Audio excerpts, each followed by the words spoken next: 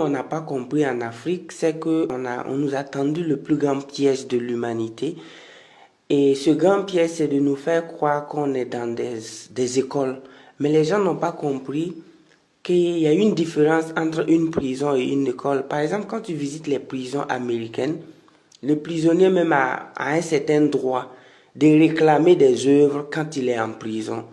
Si la prison n'a pas quand même une bibliothèque qui permet à ce monsieur incarcéré, parce qu'il y a une différence entre quelqu'un qui a été incarcéré et quelqu'un qui a été emprisonné. Parce que quand on parle d'incarcération, c'est ton corps qu'on a arrêté. Mais quand on parle de prison, c'est ta capacité de penser à ton avenir qu'on a arrêté. Donc, ce qui s'est passé en Afrique dans les 10, et je dirais même les demi-siècles passés, c'est qu'il y a eu une construction massive de prisons qu'on appelle écoles.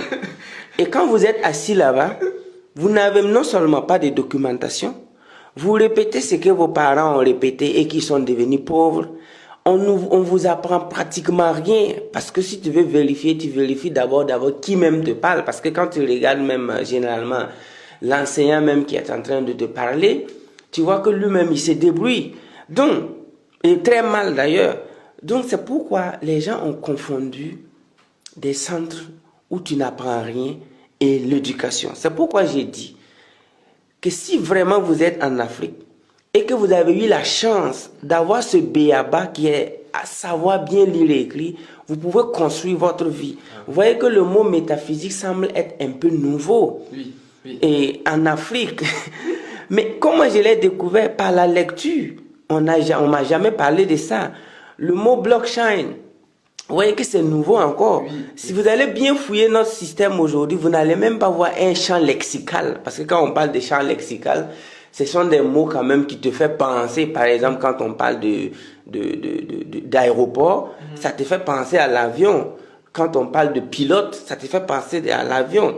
Donc, mais ici, tu vas voir le mot trading, c'est-à-dire le marché boursier, ça n'apparaît même pas dans le système. Dans un vocabulaire. Par exemple, même les mots difficiles qu'on définissait au CM2, 6e, là, parce qu'il y a des devoirs, on te dit, dans les mots difficiles, il n'y a jamais eu Forex, il n'y a jamais eu trading, il n'y a jamais eu, comment on appelle, indice, il n'y a jamais eu pair, euro USD, il n'y a jamais eu ça. Parce que s'il y avait, ne serait-ce que ces petits indices-là, un curieux allait percer le mystère.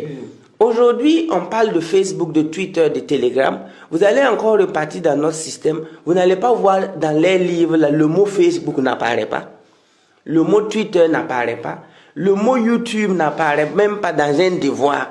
Tu vas composer le devoir jusqu'au bac sans que le mot YouTube n'apparaisse. Alors que les gens se ramassent des milliards, je dirais chaque minute, là-bas. Oui. Donc, vous voyez un peu, quand je parle de centre de conservation, parce que les jeunesses africaines n'arrivent pas à faire la différence entre ce qu'ils payent et ce qu'ils gagnent. Quelqu'un qui gagne 500 000 francs le mois, souvent tu es tellement, excusez-moi du terme, pas très bien éduqué que tu penses à ce que tu gagnes, mais tu ne penses pas à ce que tu payes. Tu ne vois pas ce que tu payes. J'ai 500 000 francs le mois et puis il est heureux avec un secrétaire à l'appui.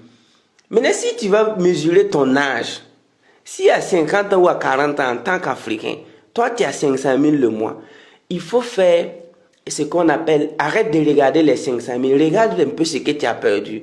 Parce qu'avec cette somme, tu étais l'espoir de tout un village. Parce qu'un Africain qui a le bac, c'est un messie. Il est aussi téméraire qu'un spermatozoïde. Parce que s'il va regarder le nombre de personnes qu'il a laissé derrière lui pour pouvoir aller au bac, parce que derrière le CPE, il y a eu des abandons pour manque de moyens. Jusqu'au CEP, il y a eu encore des camarades qui ont abandonné parce que leurs parents n'avaient pas le moyen. Et au BPC, jusqu'au bac. Normalement, après avoir persévéré jusqu'à ce niveau, tu devais quand même être espoir d'un village.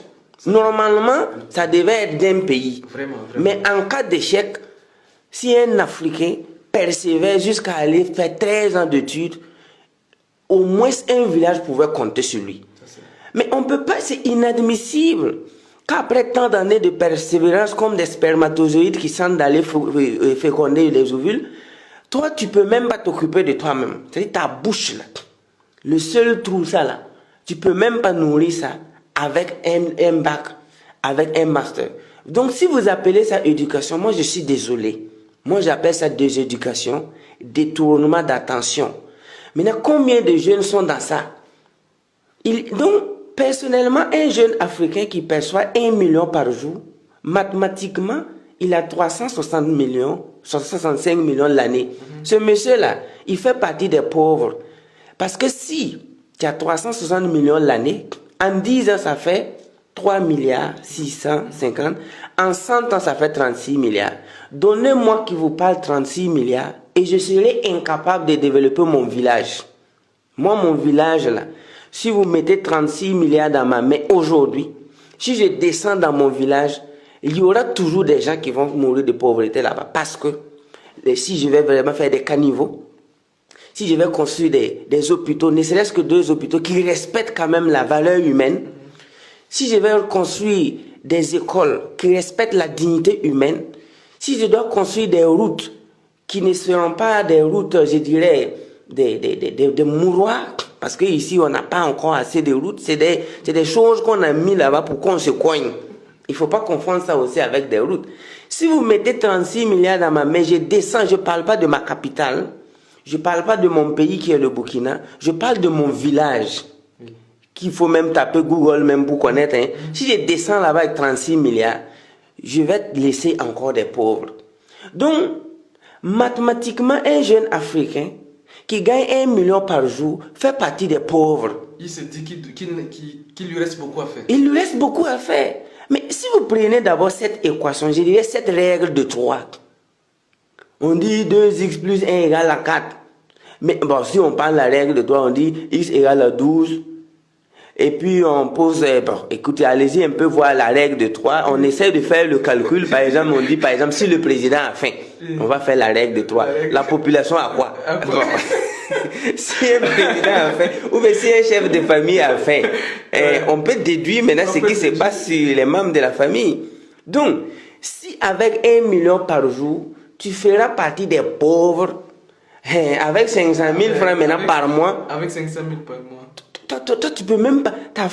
On ne peut pas aller à l'école 13 ans pour qu'un jour on se vende parce qu'on nourrit sa femme et ses enfants. Il ne fallait même pas aller à l'école.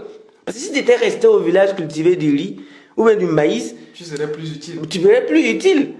Et c'est pourquoi moi j'ai jugé que rien qu'avec mon BPC, si je n'arrive pas à sauver mon village, je vais décider. D'ailleurs, même, je ne sais même plus où se trouvent mes papiers il y a longtemps. Si tu me déposes 1 milliard tout de suite, tu me dis de montrer mon bac et mon BPC, je vais te donner 3 ans pour les chercher. Parce que je ne sais pas où ça se trouve.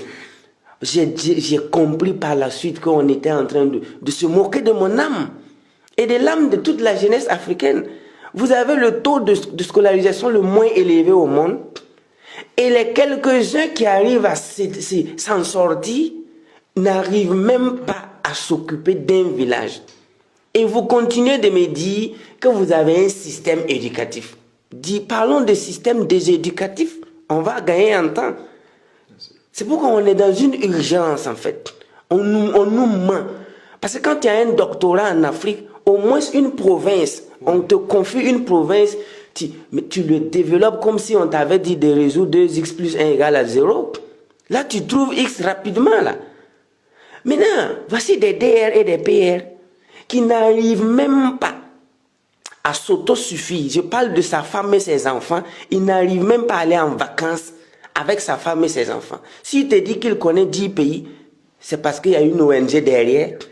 C'est parce qu'il y a des missions derrière. C'est pas lui-même qui s'est levé en tant que PR et DR. Dit à sa femme et à ses enfants, bon, on va aller visiter tel pays, on va aller faire 2 jours. Mais attendez, si vous appelez ça la éducation, moi je suis vraiment désolé. I can't admit it. Je ne peux pas l'admettre. Non, coach, moi j'aime vraiment la profondeur de vos pensées et comme toujours, vous êtes tellement profond dans vos analyses et ça se voit encore que nous avons beaucoup de choses à faire. Et une chose également que je remarque très souvent dans vos propos, je vous suis de très près, hein, je suis même votre premier fan, je peux dire, je vous suis de très près et vous intervenez récemment sur tout ce qui est